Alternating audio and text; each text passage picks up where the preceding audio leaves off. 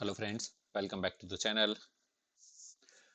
आज फिर से एक नई प्रॉब्लम, नोडल एनालिसिस की प्रॉब्लम, क्योंकि अभी हम नोडल एनालिसिस का डिस्कशन कर रहे हैं तो उसी से रिलेटेड प्रॉब्लम है ये। नोडल एनालिसिस में तो सबसे पहला जो स्टेप होता है वो है आइडेंटिफाई नोड्स।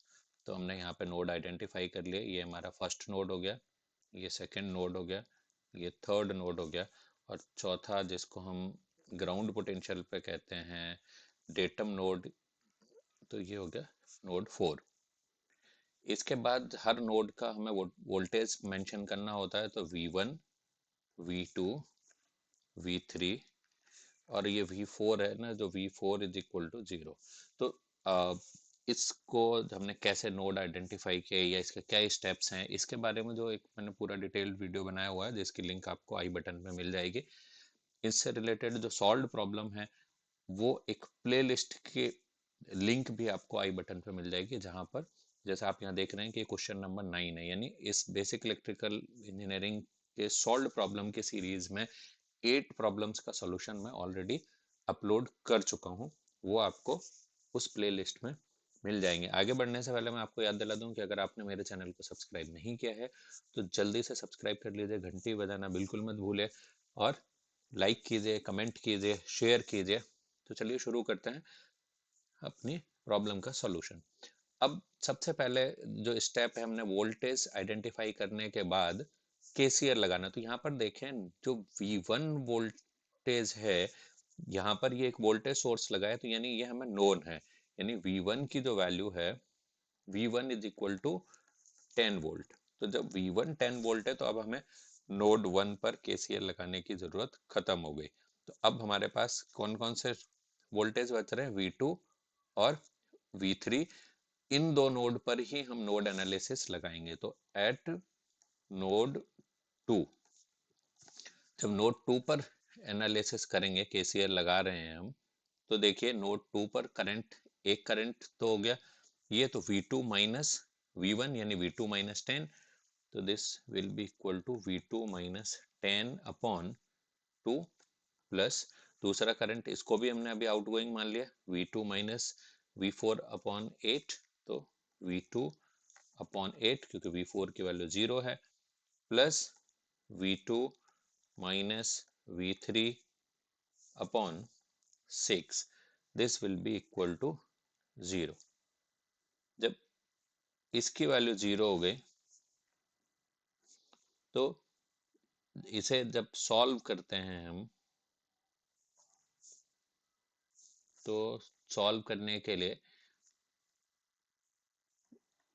यहाँ से V2 अपॉन 2, ये जो -5 है, इसको मैं राइट साइड अगर ले जाऊंगा तो ये +5 हो जाएगा, plus V2 upon 8 plus V2 minus V3 upon 6, और this will be equal to +5।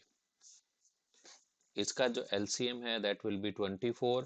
24 हो गया ये, तो 12V2 plus 3V2 plus 2V2,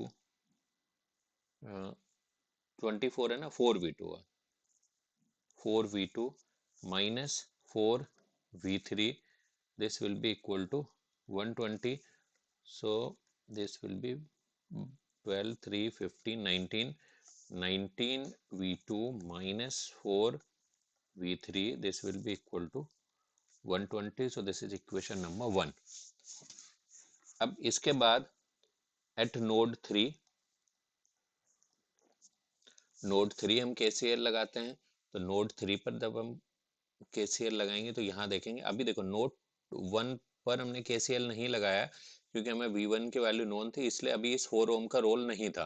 but अब इस 4 ओम का रोल भी आएगा। तो जब नोड 3 पर लगाएंगे तो V3 माइनस V2 अपॉन 6, सारे करंट्स को हम आउटगोइंग मान लेते हैं।